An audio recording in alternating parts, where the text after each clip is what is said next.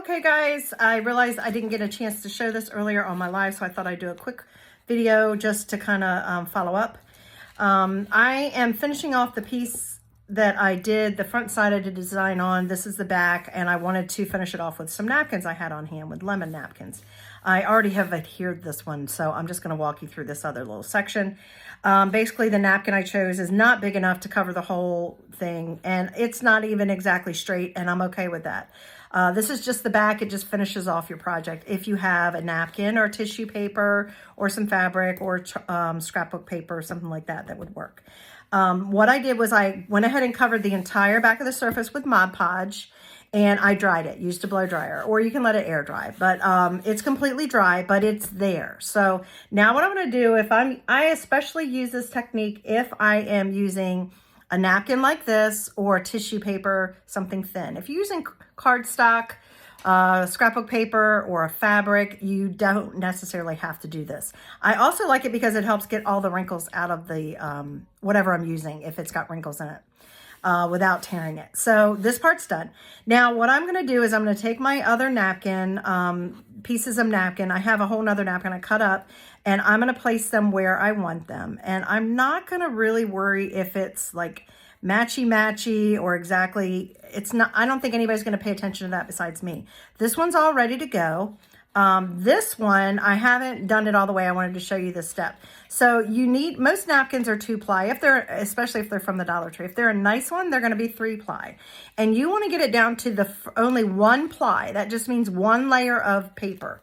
So you need to, I use either a little bit of Mod Podge on my finger, or you can wet your finger and then just work on the edge and try to pull it apart a little bit. And then once you have it apart, you just want to separate it from each other. You will want to move a little bit slowly, just because like this one, they have seamed it together. They've like embossed it almost to make it seam together. And you don't want to rip it. I did that earlier when I was trying to use the napkin I had picked out. So I had to start over. So that does happen. Luckily, it's napkins, and usually you have more than one in your stash. So it's not usually a problem. But I would just suggest that, you work it, pull it off slowly. Like I said, the higher grade napkins that aren't from the Dollar Tree are probably not as much, don't need to be babied as much as this one does. But we'll go ahead and get this completely separated. And I always keep the back piece because I might be able to use that for something.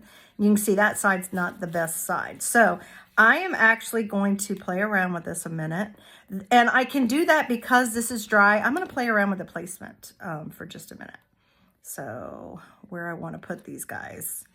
I think, and I want to cover the whole, back part.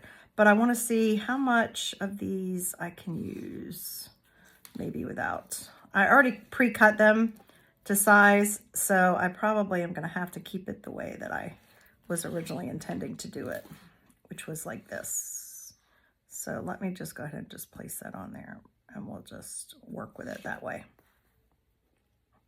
But I can play around with it a little bit because it is dry to get it placed exactly where I want it. And then once I have it placed, again, guys, don't spend a lot of time doing this. This is the back of the project, really. But if it bothers you, get a bigger napkin. I have bigger ones. It just wasn't the color scheme I needed.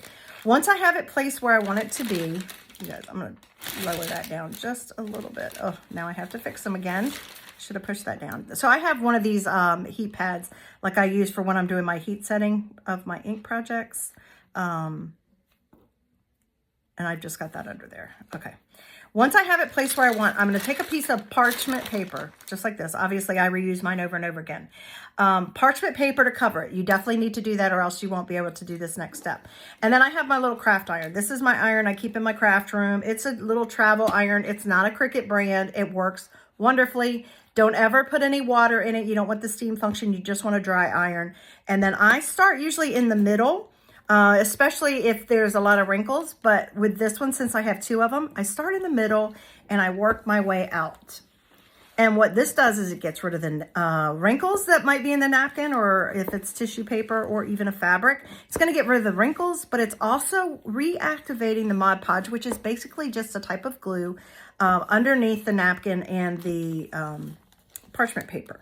So the heat is just reactivating it. So I usually work from the middle towards the outside, and then make sure that you have all of your edges done, because we are going to sand those and we want to make sure that it adheres it. That's why you want to really make sure you've covered well with your Mod Podge.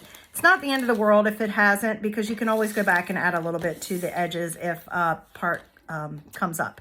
But now that is going to be ready for me to take my sander and take off the extra. So as you can see, it's adhered. And I usually, like I said, check my edges. Then you want to take your sander. I find that these gators are really nice, but you can also get the little sanding blocks from Dollar Tree or even the hardware stores or Walmart. But I just go in and I always work in a downward motion, just like this, okay? And just take off any excess. Obviously, this is so easy when you're working with something thin like this napkin. Cardstock, you have to apply a little more pressure. Fabric is a little more tricky because you have to cut it. Now, I generally, if I'm using fabric, I cut it close as I can to the size of the surface I'm putting it on, so I don't have to deal with trying to cut so much after the fact. But you just go all the way around and you just take off the extra, and then it gives you a nice finished look. And like I said, use the downward motion, because then look, it drops right off and now you have a finished look. See how that is?